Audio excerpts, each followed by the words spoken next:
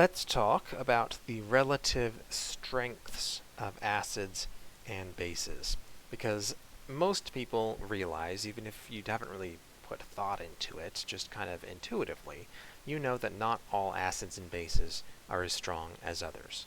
Citric acid, for example, is in orange juice and really every other citrus type fruit out there, and we drink it all the time. Not terribly dangerous. Hydrofluoric acid, on the other hand, drink that and you will have a relatively quick and painful death, because it is really nasty stuff. It's actually not the most reactive in terms of reacting with water anyway, but it is very reactive when it comes to reacting with your body, for example. So not all acids are created the same. We separate acids, and bases as well, into three general categories. We have strong acids and bases, we have weak acids and bases, and then we have negligible acids and bases. So substances, did I skip two? Yeah, I did. There we go. So strong acids are completely dissociated in water when you put them into water. So if you take a mole of hydrochloric acid, for example, which is a strong acid, and you put that into a liter of water, every single last one of those HCl molecules is going to break apart into H plus and Cl minus. Every single one. That is the definition of a strong acid. A strong acid is any acid that completely dissociates in water. The conjugate bases of these strong acids are negligible bases. They have very, very low reactivity, which is kind of another way of saying they're very stable. They're very, very stable. They don't really want to react with anything. They're happy the way they are. Cl minus, the conjugate base of hydrochloric acid, really not basic at all. It has no desire to take an H plus back. It's happy the way it is. Weak acids and bases only dissociate partially in water. So something like hydrofluoric acid, you only have a relatively small fraction of the molecules actually break apart into H plus and F minus. Now it certainly happens, and there will be lots and lots of them in the solution, simply because there'll be lots and lots of molecules, but in terms of the relative proportion, most of the molecules stay as HF. Most of them stay as a whole molecule. Now this does vary from weak acid and base from one to another. So for example, HF, if memory serves, something like 1 in 1,000 or something like that, something around in there, maybe 1 in 10,000 of HF molecules will dissociate in solution, whereas something like a phosphoric acid or a nitrous acid or something like that, you might only have 1 in a billion or something along those lines of the molecules that dissociate. So it does vary quite a bit, but we don't care. All we care about is if it dissociates slightly, really at all, then we call that a weak acid or base. And the conjugate of weak acids and bases are also weak. So HF, for example, when it does break apart, when it does undergo a acid-base reaction, reacts like an acid, it forms F minus, fluoride, and fluoride is a weak base. So it still has some tendency to take H plus back, but mostly it doesn't. So weak things create weak things, essentially. A weak acid turns into a weak base, and vice versa. And then you have things that are negligibly acidic, and these things, their conjugate bases are very strong.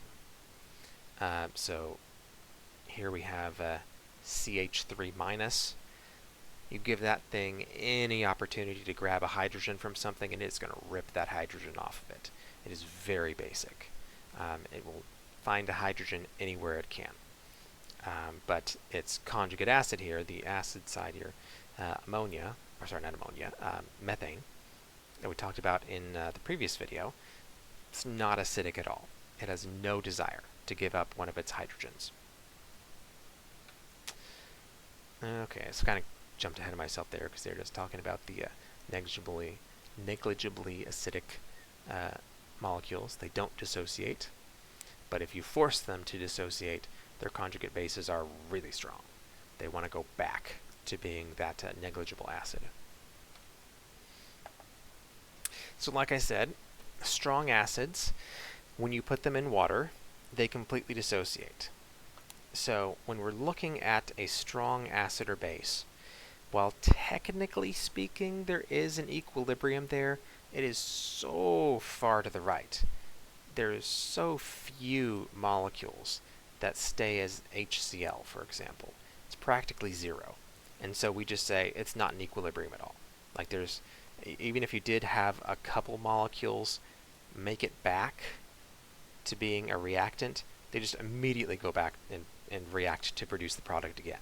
So even if you get a teeny bit reacting, it's just going to very quickly go back to being a product again. So there's really no equilibrium at all. And so because of that, we just don't even pretend like there's an equilibrium. We just say that there's no, that the reaction goes to completion. That's how we would say that.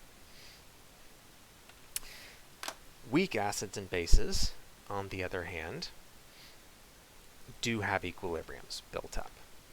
So when we have these molecules that partially dissociate, like acetic acid, for example, which is what this is. This is acetic acid, otherwise known as vinegar. So if you enjoy a nice vinaigrette on your salad, you are eating acetic acid, partially. That's what gives the vinegar its bite, is the acetic acid. It's perfectly safe, by the way. Don't worry about it. Acetic acid in vinegar is very, very low concentration. If you were to drink higher concentration acetic acid, well then yes, you would want to worry about that.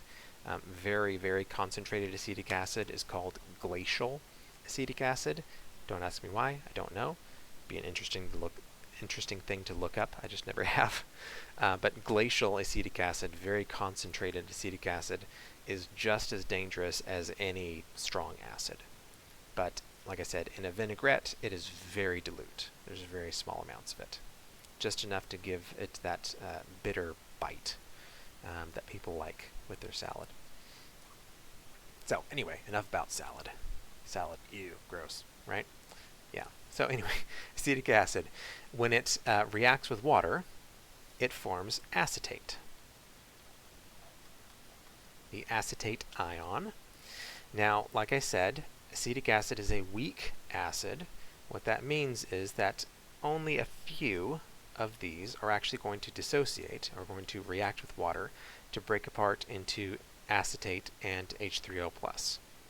So you will have some that break apart, and acetate, being a weak base, some of those will go back to being acetic acid again. So you will actually have the reaction moving in both directions. And the relative stability, if you will, of the acetic acid versus the acetate is what builds the equilibrium. Now, in the case of acetic acid, the K value here is going to be relatively small because there's just not that many of these acetic acid molecules coming over here to create acetate. And so the K value, if I remember correctly, is like 1 times 10 to the negative, I want to say 8, or maybe it's 5, I forget. Anyway, it's relatively small, is the K value, which means most of the molecules are staying as acetic acid. Okay. And again, one of the reasons here that's mentioned here is that the acetate is a stronger base than the water, so the equilibrium favors the left side here.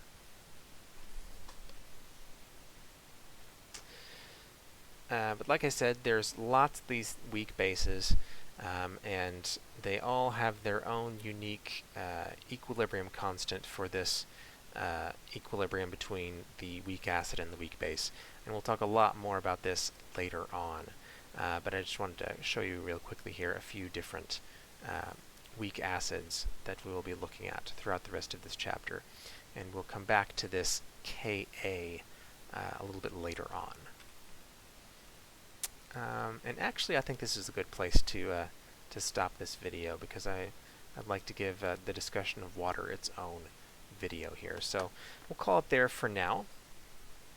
And in the next video, we will talk about how water is so self-obsessed, it is so full of itself, that it will even just react with itself.